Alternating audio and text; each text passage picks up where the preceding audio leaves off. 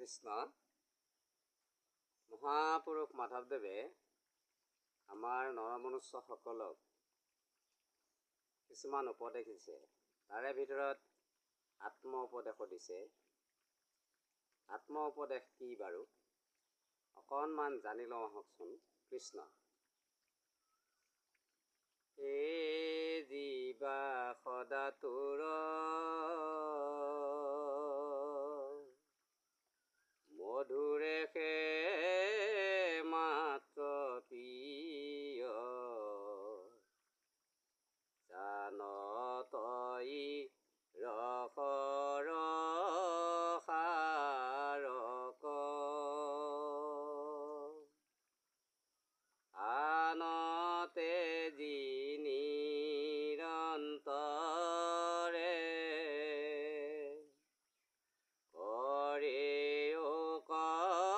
মাত্ৰ পান নাৰায়ণ নাময় অমৃতক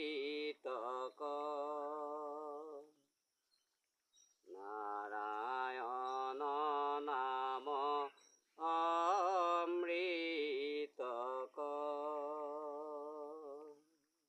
কৃষ্ণ আমাৰ জিহ্বাখনক কৈছে বোলে, হে জিহ্বা, তুমি জীৱনত বহুত বস্তুৰ সোৱাদ লোৱা, সকলোবিলাক বস্তুৰেই সোৱাদ লৈ থাকিব পৰা। যিবিলাক মানুহে খায় সেইবিলাক বস্তুৰ সোৱাদ তুমি দিনে ৰাতি লৈ থকা। কিন্তু তাৰে মাজতে এবাৰ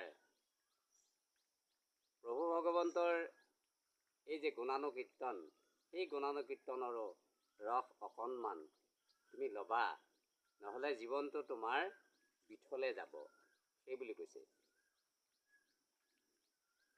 হে জীৱা